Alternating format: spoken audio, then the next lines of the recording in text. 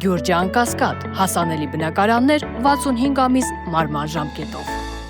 Բարի օր հարգելի հայրենակիցներ, այսօր իմ հարցազրույցը տեղափոխել եմ դեպի ներս, դրսում եղանակով պայմանավորված, զրուցելու եմ հայաքվեբարչության անդամ, հանրային գործիչ, պատմաբան Արեգ Սավգուլյանի հետ։ Բարև ձեզ, պարոն Սավգուլյան։ Բարև ձեզ, Թակուի ջան, ես եմ շնորհակալ։ Ես եմ շնորհակալ, որ ժամանակ եք գտել հյուրընկալվելու մեզ, պարոն Սավգուլյան, եւ մեր զրույցը թերևս սկսենք այս օրերին տեղի ունեցող դեպքերով, մասնավորապես խոսքը Բարգավաճ Հայաստան կուսակցության նախագահ Գագիկ Ծառուկյանի հետ տեղի ունեցողն է, գիտեք, երեք արդեն կալանավորեցին նրան 2 ամսով, դատարան նման որոշում կայացրեց, միջև այդ էլ 70 հասցեներում այդպես ներկայացրեցին գտնվող նրա հիմնարկներում խուզարկություններ կատարվեցին, ինչ-որ իրեր առգրավեցին, խեղճ առույցի պատմություն է իմացանք, նաև նրա բոլոր առույցներին վագրերին են առգրավել, եթե կարելի այդպես ասել, քննացնելուց հետո նրանցից մեկը այլևս չարթնացավ, դրա մասին էլ կարծում եմ խոսենք, որտեղ կարևոր շեշտադրումներ կան,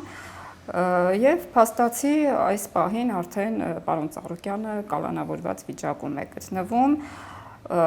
իշխանությունները դա ներկայացնում են, հիմա ասեմ ուրեմն նրա դեմ ներկայացված գործը առանձնապես խոշոր չափերով խարդախության կազմակերպում եւ առանձնապես խոշոր չափերով փողերի լվացում, որպես հանցագործության պատիժ, իսկ քաղաքական ընդդիմադիրների իշխանության եւ հանրային, սեկտորը, հանրային շրջանակը ներկայացնում է դա որպես քաղաքական հաշվեհարդար։ Դուք ինչ կարծիքի եք եւ ինչով կհիմնավորեք նաեւ ձեր ասածը, որտեղ սա եւս շատ կարեւոր է։ Ընտրությունների ժամանակաշրջանում տարբեր քաղաքական ուժերի կողմից, այդ թվում եւ իշխանության եւ ընդդիմության որոշակի սուր խոսույթ ծավալվեց փոխադարձ վիրավորանքների, մեղադրանքների, համամիտ եմ այն կարծիքի հետ, որ սա քաղաքական հաշվեհարդար է, որովհետեւ ընտրությունների ժամանակ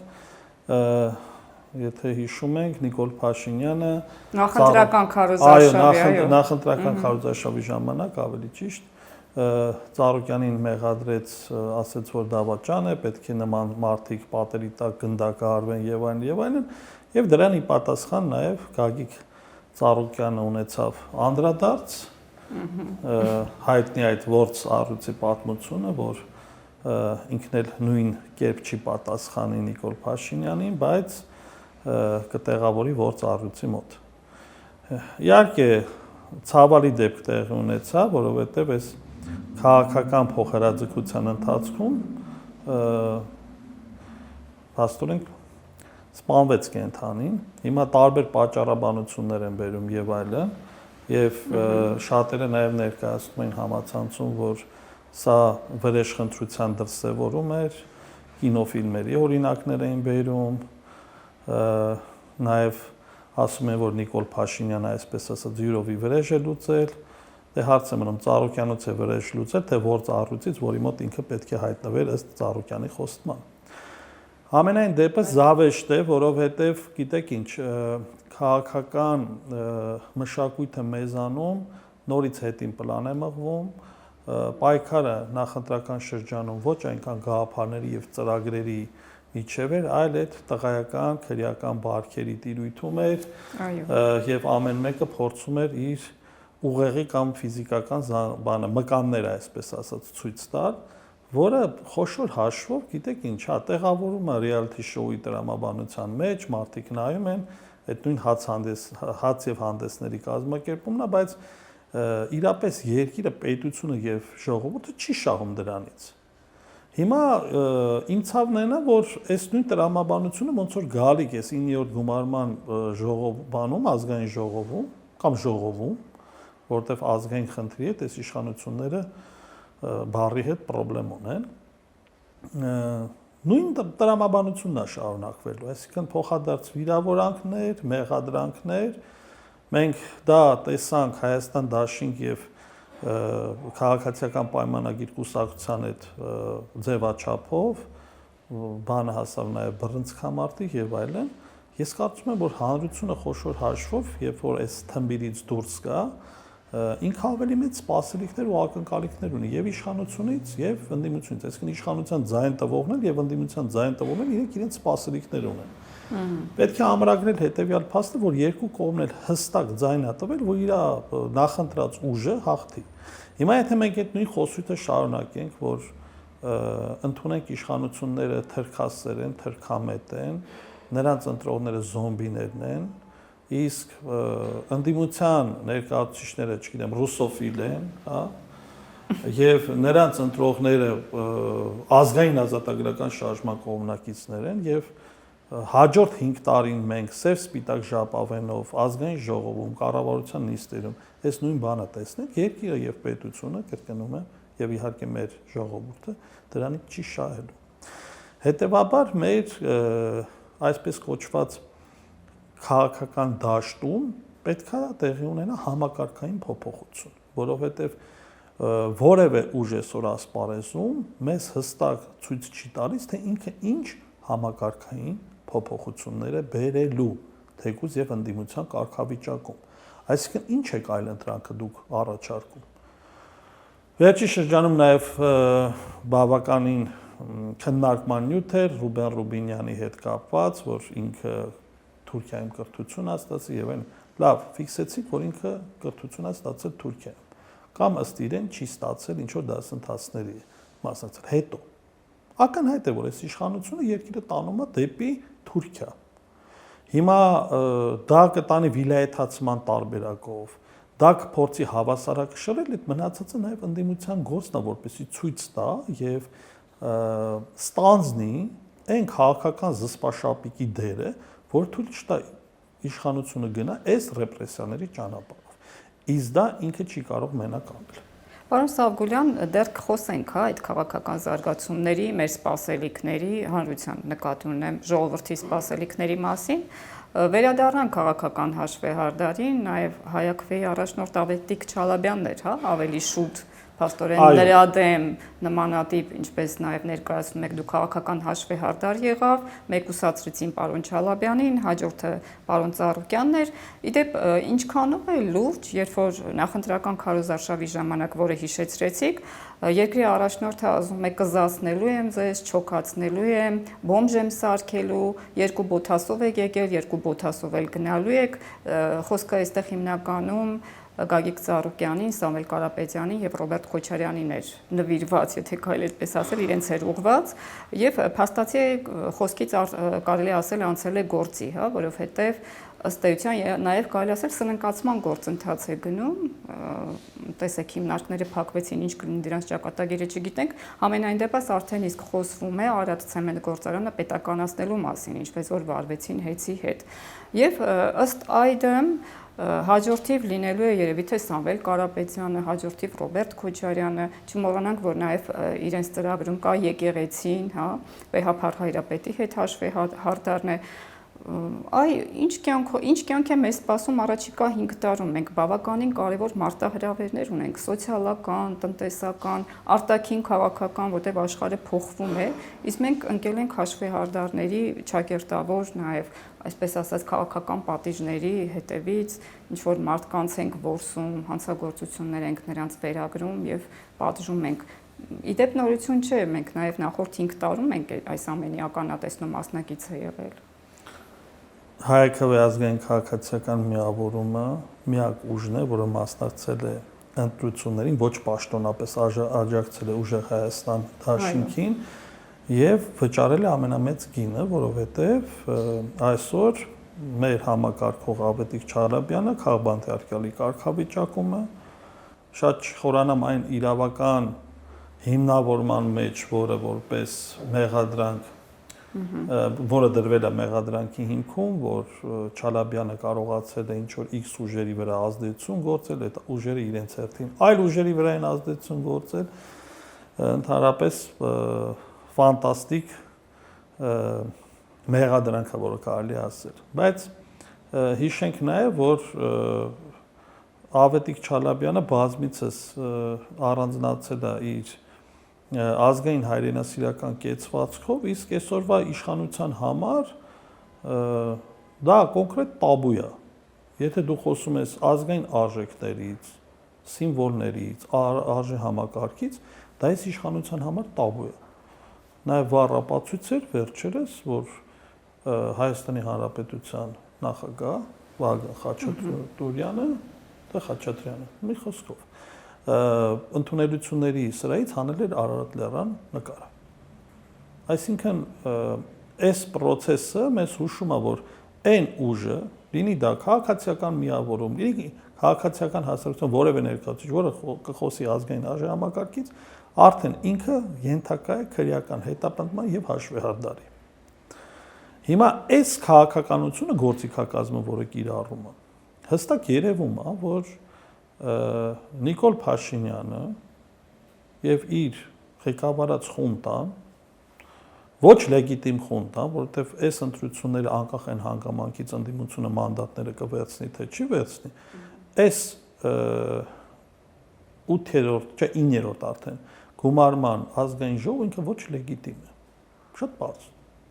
Որովհետեւ սահմանադրական դատարանի որոշումից հետո երկիրը քաղաքական իմաստով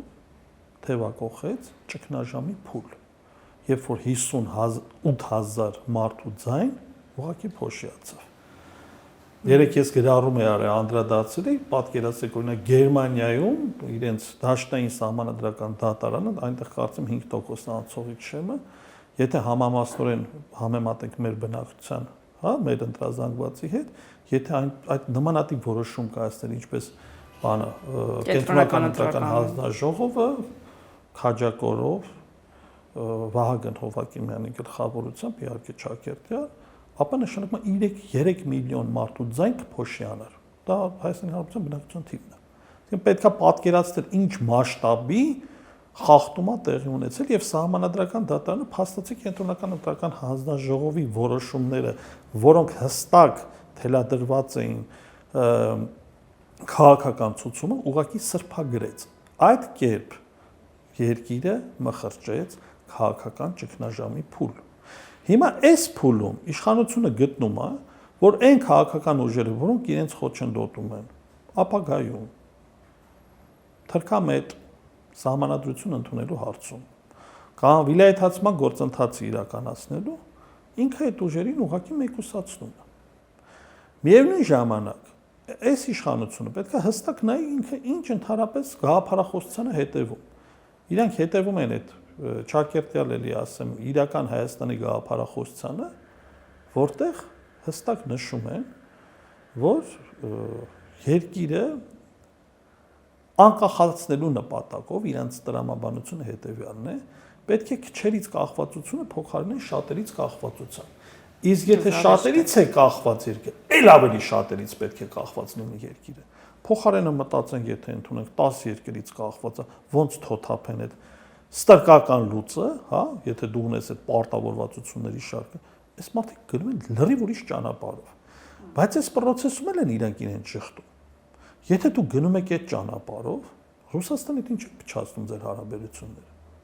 Լավ, մի ծայրահեղություն է այդ ռուսոֆիլ լինելը, մյուս ծայրահեղությունը թրքասիրությունն է։ Սա իրականում ձեր հարցադրմանը ի պատասխան ուր են տանում իրանք երկիրը, որտեղ իրենք չունեն մեր պետության եւ երկրի հետ կապված կոնկրետ տեսլական ռազմավարություն չունեն։ Իրենք բան են, սովորական դրամի փոխանակման կետերը չենջերը կան, այդ կուրսով են շարժվում։ Առավոտը վեր են կենում, տեսնում են քամին որտեղից է ուժեղ փչում, ոնց պիտի իրանց քաղաքականությունը կազմակերպում են։ Եվրոպայից կանչում են, բազում են Եվրոպա, Ամերիկայից կանչում են, գնում են դե, Թուրքիա, Ադրբեջան այդ խոսք չկա, այդտեղ լույսի արագությամբ են գնում եւ հանդիպումները կազմակերպում։ Միևնույն ժամանակ բանը անմեղսունակ դեմքով գնում են, նստում են Ռուսաստանի իշխանությունների կամ չգիտեմ վարչապետի դիմաց եւ ասում են մեզ շատ հետաքրքիր է որ մենք ամեն ինչ անենք ԵԱՏՄ-ի հետ մեր կապերը պաշտպանենք։ Մեռան այդ ռուսները ասելով եղբայր կամ գնում ես Եվրամիության ճանապարհով կամ գնում ես ԵԱՏՄ-ի ճանապարհ, շարունակում ես ԵԱՏՄ-ի ճանապարհը, որովհետեւ սրանք միայն տնտեսական կառույցներ չեն, որոնք նաեւ իրար հակակշիռներ են։ Եվրամիությունը դա նաեւ քաղաքական կառույց է։ Այսինքն խորքային եթե նայում ես, դրանից հետո հաջորդ քայլը ՆԱՏՕ-ի անդամ դառնալն է։ Այսինքն դու պետքա կողմնորոշվես տարածաշրջանում, դու ուր ես գնում։ Բայց իրենք հստակ այդ կողմնորոշումը չունեն, ինչա դա մեզ տալի։ Անընդհատ խոսում են պատերազմի օրակարգի մասին, հենց ընդդիմության որևէ գործիչ ներկայացուցիչ խոսում է դիվերսիֆիկացիայի, չգիտեմ, հարաբերությունների իրական հավասարակշռման մասին, նրան նույնպես թիրախավորում են։ Այսինքն, եթե տարածաշրջանում Հայաստանի Հանրապետության իշխանությունները իրապես ցանկանում են վարել հավասարակշռված քաղաքականություն, դա պետք է չլինի միակողմանի։ Այսինքն, այդ հավասարակշռության կենտրոնները ուժային պետք է այդ ռազմավարության մեջ հաշվի առնեն։ Հիմա ըստ էության մենք ունեցել ենք երկու խոշոր փաստաթուղթ։ Մեկը դա եղել է 44-օրյա պատերազմից հետո այդ նոյեմբերի 9-ի կապիտուլյացիան, որի հետ կապված իրանք չեն ուզում ընդունել, որ դա կապիտուլյացիա է, իսկ բոլոր քայլերը տանում են դեպի դրան։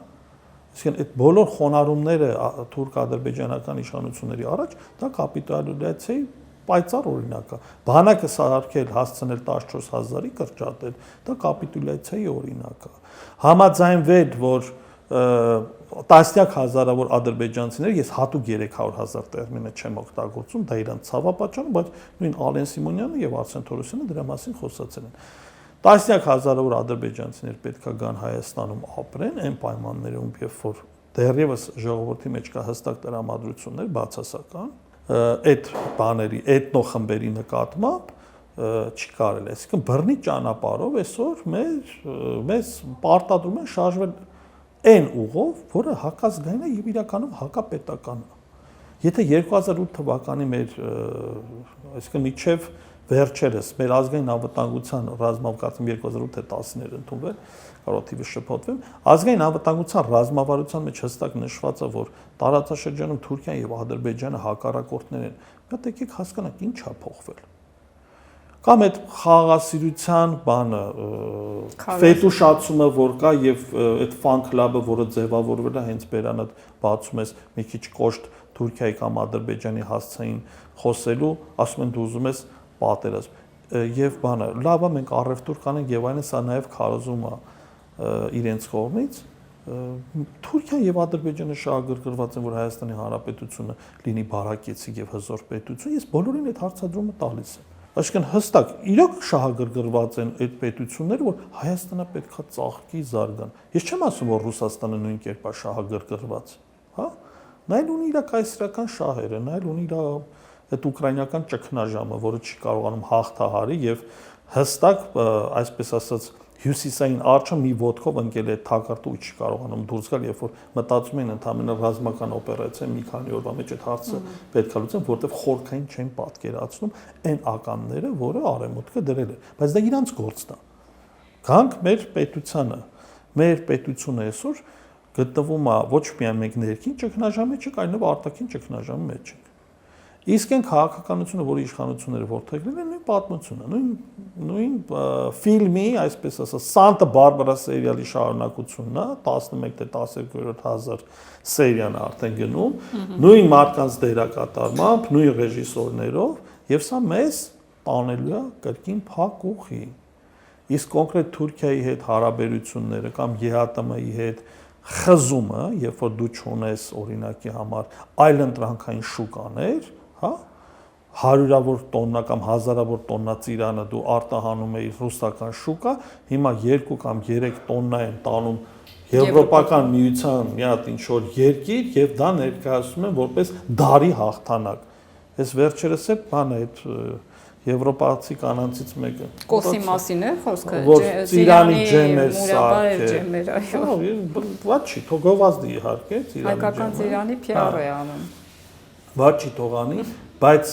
ծաղիկների շուկան, որը սարսափելի է, հիմա մարդիկ ուրախանում են, ասում ծաղիկ է էժանացել, ծաղիկը էժանացել է, մյուս տարի մարդիկ ջերմոցում այլևս չեն տնկի, ու կամ էլ դա շատ քիչ կլինի, եւ ծաղկի գինը կթռնի 100-պատիկ անգամ։ Նույնը նաև մնացածը, գիտեք ինչ, եթե մարդը ընդունենք վարկեր է վերցնում, բիզնես է դնում եւ տեսնում է, որ ինքը արտահանման շուկա չունի, հա, ինքը կոնկրետ այդ գործընթացը չի զբաղվում, այո։ Պարոն Սավգուլյան, քանի որ ասեցիք, հա, խորհրդարանը ոչ լեգիտիմ է, հետաքրքիր է, որ փաստորեն սահմանադրական դատարանը նաև այս իշխանություններին հակասող որոշում կայացրեց, որովհետև իրենք իսկ հենց Նիկոլ Փաշինյանը լրագրողների հետ ճեպազրույցներից մեկում այսպիսի հայտարարություն արեց, թե իրենք այսքան ԿՊ-ի ստացած ձայները 100%-անոց լեգիտիմ են, հա, չեմ հիշում այդ բառը ոնց էր, ստերիլ են, ինչ որ այդպիսի մի բառ էր ասել, իսկ փաստորեն ընդդիմությանը բոլոր ընտրողները, ովքեր ձայն են տվել, այսինքն ընդդիմությունը անխտիր, կեղծված, կաշառված, 100%-ով կաշառված ձայներով է ընտրվել, եւ փաստացի Նիկոլ Փաշինյանը հայտարարեց, որ այս ընտրությունները չեն կարող լեգիտիմ լինել, որտեվ դիցոք, հա, իր ասելով ընդդիմությունը կաշառքով է փաստորեն ընտրվել, բայց միևնույն է իրենք ընդունում են այդ արդյունքները եւ այդ արդյունքներով գնացին խորհրդարան ձևավորեցին։ Այդպես է ստացվում։ Իհարկե, ձեր դիտարկումը շատ օբյեկտիվ է եւ ճիշտ, բայց սահմանակնդրական դատարանը բնականաբար կատարել է քաղաքական ցուցում, վերջի ցուցումը, որովհետեւ նույն Նիկոլ Փաշինյանի ուղեղում օրվա ընթացքում 1 միլիոնատ միտք է ծագում։ Այդ SMS հաղորդագրությունները, որ ստանում են, վերջի ստացած SMS-ի ժամկետը որոշում են կայացնում, որ հանգարցակի իրանք էլ թիրախում չհայտնվեն։ Նույն Նիկոլ Փաշինյան մաֆիայի մասին։ Այսինքն սահմանադրական դատարանի կազմը իրենք կարծեմ 8 տարվա մեջ 100%-ով են փոխել եւ պատրաստվում են նաեւ մի հատ հարցում ուղարկենք օրինակի համար ԲԴԽ-ին, որպեսզի պարզենք արկա գործող դատավորներից քանի տոկոսն է այս իշխանության օրոք նշանակվել, որպեսզի իրանք չխոսեն դատաիրավական մաֆիայի մասին, որի քահայրը հենց Նիկոլ Փաշինյանն է։ Այսինքն, եթե դատավորը կայացնում է իր սրտին համահունչ որոշում, նշանակում է դատավորը ազնիվ է եւ արդար։ Եթե օրինակի համար նույն Ծառուկյանի դեպքը ընդունենք արդարացնում է ինչ որ գործով, նշանակում է դատավորը կաշառքաբերցել կամ ինչ որ շահագրգռվածություն ունեցել։ Սա ուղիղ ցույցում է այն հայտարարությունը, որ ինքը արեց, որ ուզում եք հավատամ, որ դատավորը Ծառուկյանի մասով ընտրակաշառքի հարցում, որ արդարացրել է, բանա ձրիա դա արել թե չէ։ Դա գիտեք ինչ է նշանակում, դա հստակ քաղաքական ցուցում է։ Ծառուկյանից գործով զբաղվող ապագա դատավորին կամ դատավորների, եթե դուք հանգարցակի որևէ մասով Ծառուկյանին արդարացնեք, նշանակում է դուք կոռումպացված մաֆիոզ եք։ Իրա տրամաբանությունը հետևյալն է, եւ դատաիրավական համակարգը, սահմանադրական դատարանը, օրենսդիրը, գործադիրը իրա օրոք խայտաբղետ ձևով ձուլել են մի հատ ընդհանուր կաղապարի մեջ, հա, որի այդ կաղապարիչի բաց ու խոփի միակ բացառիկ արտոնությունը տրված է Նիկոլ Փաշինյանին։ Երբ ուզում է բացում է, ոնց ուզում է խառնում է, ոնց ուզում է թելադրում է, բայց խնդիրն այն է, ինչ քայլեր պետք է ձեռնարկենք, որպեսզի մենք կարողանանք Հայաստանի Հանրապետությունում կանոնակարգել քաղաքական դաշտը եւ սանիտարական աշխատանք տանել։ Օրինակի համար Հայաքվե ազգային քաղաքացիական միավորումը սկզբից Արման Թաթոյանից հետ էր փորձում աշխատանքներ տանել, որտեղ խնդիր կար։ Մեր հաշվարկները ցույց են տալի, որ 4-րդ բևեռը պետք է այսպես ասած ձևավորվի, որի շնորհիվ 50+1-ով ընդդիմությունը պետք է հաղթի, այսինքն նախատեսվում էր, որ օրինակի համար նույն ուժեղ Հայաստանը, Հայաստան դաշինքը, Գագիկ Ծառուկյանը, Բարգավաճը եւ Արման Թաթոյանը, այսպես ասած միասնության թևերը, Հայաքվեի նաեւ աջակցությամբ կարող են հայտնվել ազգային ժողովում եւ տեսակարար կշիռ ունենալ։ Եվ այս առումով ձևավորել իշխանություն։ Չստացվեց դա։ Հաջորդ քայլը, որը դիտարկեցինք, ասացինք լավ, չեզոք չմնանք, փորձենք ուժեղ Հայաստանին օժանդակել այս հարցում։ Հաջորդը սկսվեց քաղաքական ռեպրեսիաներ, նույն Ավետիք Չալաբյանը կենտրոնական ընդրական հանձնաժողովում բավականին ակտիվ մասնակցություն ունեցավ, Բարգավաճի մասով այդ 4% շեմի հաղթահարման հարցի լսմանը եւ այնտեղ նույնիսկ լեզվակռիվ տեղի ունեցավ կենտրոնական ընդրական հանձնաժողովի ներկայացուցիչների հետ, այսինքն բոլոր փորձերը արեցին, որ որևէ կերպ նպաստենք նրան, որ այդ 4%-ի հարցը լուծվի։ Հիմա ես նաև կատակով նշում եմ հաճախ Հայաքվե ազգային քաղաքացիական միավորումը մոռանում է իր որպես կազմակերպություն շահերի մասին, ճակերտալ իհարկե շահերի մասին եւ ամեն կերպ փորձում է հենց այդ քաղաքական սանիտարի դերը ստանձնել, բայց երևի դա մեր կազմակերպության ճակատագիրն է։ Հետեւաբար մենք կարծում ենք, որ այս ճգնաժամային փուլում պետք է ստեղծվի այլընտրանքային մարմին, որը պայմանական մենք կոչում ենք հանրային խորհրդարան, որտեղ պետք է ներգրավեն արտախորհրդարանական քաղաքական ուժերը, քաղաքացիական կազմակերպություններ, մտավորականներ, եւ այս կազմակերպությունը իր պայմանական եմ ասում, իրավա օրենսդրական գործունեությամբ, այսինքն նախագծեր պետք է մշակի, որոնք վերաբերվելու են մեր երկրի արտաքին հարաբերություններին, ներքին քաղաքականությանը, սոցիալական իրավիճակին եւ այդ փաթեթները պատրաստի ձևով հրամցնի 9-րդ գումարման ազգային ժողովին, որպիսի մեր 9-րդ գումարման ազգային ժողովը դուրս գա այդ փոխադարձ վիրավորների սպասվող եւ հրաձգությունների դաշտից եւ կարողանա կենտրոնանալ պետականաշինության ուղղությամբ։ Իհարկե, այս իշխանությունների հետ դժվար է այդ ճանապարհով քայլելը, որովհետեւ իրենք գնում են կազմաքանդման ուղղությամբ։ Հիմա դա գիտակցում են, թե չեն գիտակցում, այն հանգամանքը, որ իրենք ստանում են հերթական, այս անգամ չակերտյալ այդ վստահության քվեն, նրանք համոզված են, որ իրենք ճիշտ են։ Հետևաբար հղում չեն տալիս, որ մանիպուլյատիվ են քարոզչություն արել, հղում չեն տալիս, որ վերջի 6 ամսվա ընթացքում սոցիալական կես ռեֆորմների ճանապարհով հեսա բյուջեին, պետական բյուջեն կանգնեցնելու են ապոկալիպսիսի առաջ, որովհետև պայթելու է այդ բյուջեն եւ չեն կարողանալու սպասարկել են բոլոր խոստումները, ծրագրերը, որոնք իրենք առաջ են քաշել։ Իրենք կոնկրետ մտածում են առաջ գնալու մասին, բայց այդ առաջը պետությունը տանում է դեպի անդունդ։ Իրենք չեն հասկանում, որ անդունդի եզրով քայլելով իրենք մտածում են, որ իրենք առաջ են գնում, ուր են գնում։ Կոնկրետ այս ամբողջ քաղաքականությունը նշեցի տանում է դեպի ուր։ Հետևաբար ինչ խնդիր ունի։ Հանրային խորհրդարանը ինքը պետք է դառնա քաղաքական մշակույթի, ապագա քաղաքական նաև գործիչների հղկման դարբնոց։ Մեր երկիրը սովոր է եղել տարիներ շարունակ քաղաքացիական հասարակության ներկայացուցիչները դրսից դրամաշնորհներ են ստացել եւ այդ ուղղությամբ նաեւ ազդել են Հայաստանի Հանրապետությունում տարբեր քաղաքական process-ների։ Մենք կարծում ենք, որ հանրային խորհրդարանը պետք է լինի քաղաքական մշակույթի ձևավորման ազգային դարբնոց, որը մեկուսացված չի լինելու արտաքին աշխարհից եւ փորձելու է իր մեջ զուգակցի լավագույն փորձը, միջազգային փորձը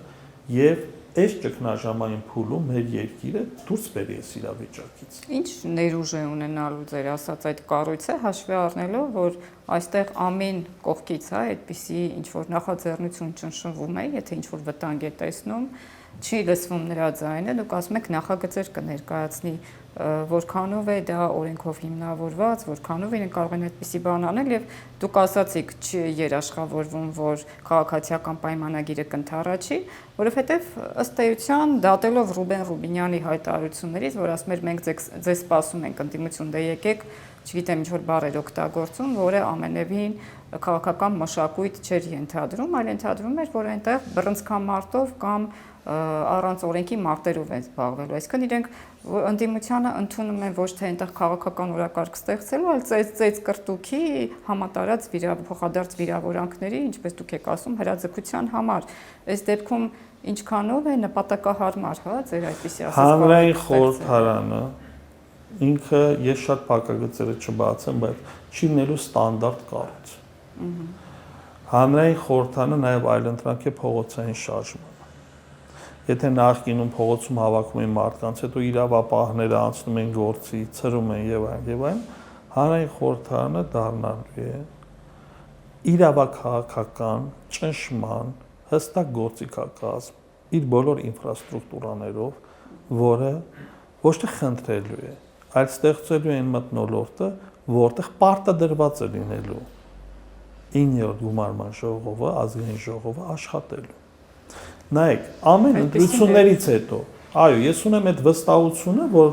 այն նախագիծը, ինչ որ մենք մշակել ենք եւ պատկերացնում ենք, որը կիրառվի ամբողջությամբ, այո, այդ հնարավորությունն ու ռեսուրսները կան։ Խնդիրն այն է, որ ցանկացած պարլամենտական ընտրություններից հետո շատ դեպքերում անկախ թե իշխանության, թե ընդդիմության падգամավորները կտրվում են հասարակության լայն զանգվածներից, հա։ Եվ անցնում է 4 տարի, հետո այդ մինչև այդ 5-րդ տարին այդ մի տարիների նախապատրաստում են նոր ազգային ժողովի ընտրություններին համապետական։ Հիմա մենք այս ցիկլը պետքա քանդենք, սա կծիկ է։ Արդյունքում առնվազն 4 տարի կտրվում են հանրային լայն զանգվածներից եւ իրենք զբաղվում են ներփակ, ասենց ասած, իրավահարազրական գործունեությամբ կամ ինչպես դուք եւ ես նշեցինք, բռնցքամարտով։ Այո։ Հիմա հանրային խորհրդարանը կոչվածա նաև փոխելու այդ մշակույթը։ Այսինքն բազմաթիվ օրինագծեր կա, դիցուկ օրինակ։ Անընդհատ դժգոհում են հանրապետությունում, որ իրականում Հայաստանի Հանրապետության ընտրության ելքը որոշում են ընտրության չմասնակցող քաղաքացիները, որը մեծ տոկոս է կազմում։ Այսքան տարի ունեցել ենք արդեն 8 գումարման ազգային ժողով։ Ինչի որևէ ազգային ժողովում օրինագիծ չեն ընդունել, որ այն քաղաքացիները, որոնք չեն մասնակցում ընտրությունների, տուգանվեն, կամ երկու անգամ պարբերաբար չեն մասնակցում, զրկվեն քաղաքացիությունից։ Եվրոպայում դրա օրինակը կա։ Լավ առաջարկ է։ Այստեղ հակառակն են անում, այստեղ երկրորդ խնդիրը, որը կարող է վերաբերվել օրինակի համար բանկային աննորմալ տոկոսներին, հա։ 24 թվականին բանկերը Հայաստանի Հանրապետությունում աշխատել են $1 միլիարդ, 25 թվականին $1 միլիարդ 200 միլիոն դոլարի չափ շահույթ են ունեցել։ Եվ եթե դուք ուզում եք հիպոթեկով ինչ-որ բնակարանից վերցնում մեքենաից, աննորմալ տոկոսներ են։ Եվ բանկերն էլ զուգահեռ աննորմալ բանը եկամուտներ են ունենում։ Ինչի՞ էս հարցը չի բերվում այդտեղ։ Երրորդը ինքնակամ շինություններ կան տասնյակ հազարով։ Ես հարցում եմ արել եւ մարտի դրությամբ 75500 ինքնակամ շինություն կա, որը գրանցված է պետական կադաստրում։ Ինչի հնարավորություն չեք տալիս, որ քաղաքացին այն սեփականությունը, որ տասնամյակներ շարունակ օգտագործել է, պետական գրանցում իրականացրել։ Այսինքն այդ անշարժ գույքը լիարժեք կերպով տիրապետել։ Վերջերս կարծեմ այդպիսի նախագիծ ընդունեցին, հնարավորություն տրվեց։ Հսկայական գումար գրանցես, բացի այդ գումարը, եթե նույնիսկ դու ուզում ես այդ ինքնակամ շինությունը սեփականաշնորհես, կադաստրային արժեք պետքա վճարես, որը մի քանի տարի առաջ աստղաբաշխական թիվ է կազմում։ Ինչի՞ չեք տալիս հնարավորություն, որ մարդը իր սեփականությունը գրանցի։ Այսինքն հարցեր կա, որը կարելի է կազմակերպել, եւ նման հարցերը բազմաթիվ են, Թաքուի ջան։ Եվ հանրային խորհրդարանը կոչված է օգտագործելու Հայաստանի Հանրապետությունում թե օրինական, թե սահմանադրական բոլոր գործիքակազմերը, որոնք հնարավոր են, եւ դառնա 9-րդ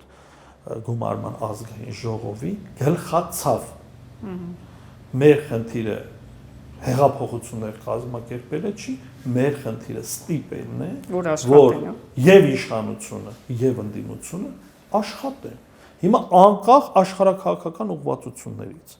անկախ քաղաքական նախասիրություններից իրենք գնալու են եւ ներկայացնելու են նոր ազգային ժողովը, չէ՞։ Բաթեղին չի, ինչով եք դուք զբաղվելու։ Նշանակում է պետքա զուգահեռ լինի նաեւ մի այլ ընտրանքային մարմին, որը կարողանա հստակ ճշում գործադրել։ Իհարկե գիտեք ինչ, դա չի գալի առողջ քաղաքական մթնոլորտից։ Եթե մեր երկրում լիներ առողջ քաղաքական մթնոլորտ, ոչ մեկի մտքով չէր անցնի, որ այլ ընտրանքային մարմիններ ստեղծի, հանրային խորհրդարաններ կյանքի կոչեն, հələ ազգային ժողովի մանդատները չեն ստացել, վազը գնացեք բանը փողոցային պայքար սկսեք։ Նորա ձևավորվել է բանը ազգային ժողովը։ Եվ հիմա չկա օրինակի համար հստակ սոցիոլոգիական պայմանական եմ էլի ասում հարցում, որ օրինակ այսքան տոկոս ասում մանդատը վերցրու, ընդդիմությանը այսքան տոկոսն ասում մի վերցրու։ Բոլորը միանգամից ողջևորված ասում գնում ենք փողոցային պայքար։ Եղել է փողոցային պայքար, ձախողվել է այդ փողոցային պայքար։ Իհարկե դա չի նշանակում, որ նոր փողոցային պայքարը ձախողվելու, բայց հասարակության մեջ պետք է լինի համապատասխան տրամադրություն, որ այդ ժողովուրդը կարողանա դուրս գա փողոց։ Ինչ են անելու։ Չալոյի կոմանդը պետք է ձևավորեն, այդքան էլի գոռան բան իշխանապողություն ոչ։ Հայաստանի Հանրապետությունում քանի չկա հասուն քաղաքական համակարգ, հա? Այո։ Բոլոր իրադարձությունները քաղաքական ընթանալու են սխալ հունով եւ այդ հունի փոփոխությունը կախված է լինելու մեկ մարդու կամքից, որտեղ համակարգ չկա։ Կմահաճույքից էս կասում։ Անհատական դաշտում մի հոգու կամ մի խմբակի քաղաքական կամքից կախված է ողջ երկրի քաղաքական process-ները։ Հանրային խորհրդարանը կոչված է, որպեսզի այդ ընթացքը խաթարի եւ պետականաշինության գործունեությունը բերի կոնկրետ կանոնավոր հունի մեջ տնի։ Շնորհակալ եմ պարոն Սավգուլյան, եթե ավելացնելու ոչինչ չունեք, իհարկե թեմաները բազմաթիվ են, որ կարելի է խոսել, քննարկել, բայց մեկ եթերաժամանակը բավական չէ դրա համար։ Ամեն դեպքում, ինչպես դուք նշեցիք, մենք կքննարկենք եթերաժամից հետո։ Շատ լավ։